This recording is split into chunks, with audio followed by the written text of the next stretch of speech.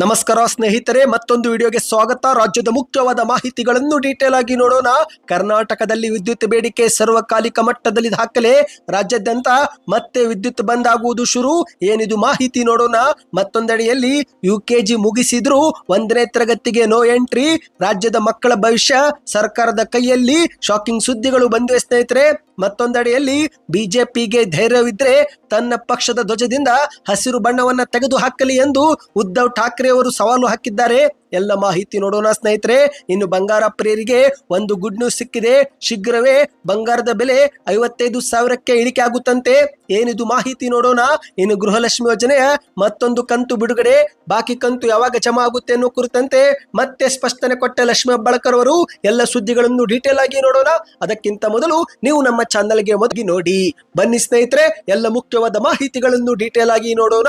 ಈಗ ರಾಜ್ಯಾದ್ಯಂತ ವಿದ್ಯುತ್ ಬೇಡಿಕೆ ಸರ್ವಕಾಲಿಕ ಮಟ್ಟದಲ್ಲಿ ದಾಖಲಾಗಿದೆ. ಹೌದು ಸ್ನೇಹಿತರೆ, ಒಂದು ಕಡೆಯಲ್ಲಿ ವಿದ್ಯುತ್ ಉತ್ಪಾದನೆ ಕಡಿಮೆ ಆಗುತ್ತಿದ್ರೆ ಮತ್ತೊಂದೆಡೆಯಲ್ಲಿ ವಿದ್ಯುತ್ ಬೇಡಿಕೆ ಸರ್ವಕಾಲಿಕ ಮಟ್ಟದಲ್ಲಿ ದಾಖಲೆಯಾಗಿದೆ. ಇದರಿಂದ ರಾಜ್ಯಾದ್ಯಂತ ಅನಿಯಮಿತ ಲೋಡ್ ಶೆಡ್ಡಿಂಗ್ ಶುರುವಾಗಲಿದೆ. ಹೌದು, ಬೇಸಿಗೆ ಕಾಲ ಕಾರಣದಿಂದ ವಿದ್ಯುತ್ ಬೇಡಿಕೆಯು ಸರ್ವಕಾಲಿಕ ಮಟ್ಟದ ಪ್ರಮಾಣದಲ್ಲಿ ಹೆಚ್ಚಾಗುತ್ತಿದೆ.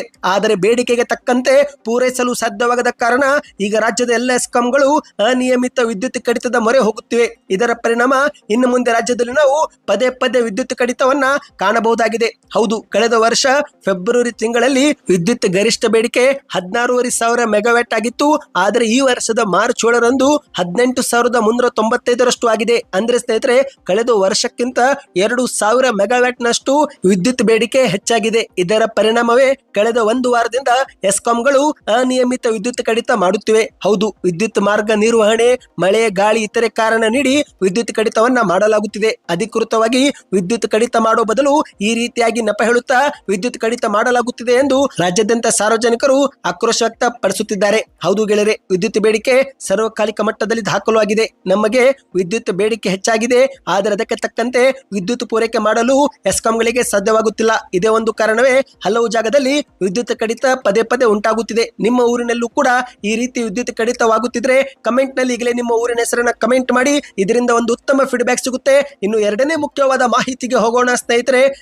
ಈಗ UKG ಮುಗಿಸಿದ್ರು 1ನೇ ತರಗತಿಗೆ ನೋ ಎಂಟ್ರಿ ಎನ್ನುವ ಕಾರಣಕ್ಕೆ ಪೋಷಕರು ಚಿಂತೆಗೀಡಾಗಿದ್ದಾರೆ. ಹೌದು, ಕರ್ನಾಟಕದಲ್ಲಿ 5 ಲಕ್ಷಕ್ಕೂ ಅಧಿಕ UKG ಮಕ್ಕಳು 1ನೇ ತರಗತಿ ಹೋಗೋಕೆ ವಯಸ್ಸಿನ ರೂಲ್ಸ್ನ ತೊಂದರೆಯನ್ನ ಎದುರಿಸುತ್ತಿದ್ದಾರೆ. ಹೌದು, ಸರ್ಕಾರದ ಹೊಸ ನಿಯಮದ ಪ್ರಕಾರ ಯಾವುದೇ ಮಕ್ಕಳಾಗಿರಲಿ 1ನೇ ತರಗತಿಗೆ ದಾಖಲಾಗಬೇಕಂದ್ರೆ 6 ವರ್ಷ ಕಡ್ಡಾಯ.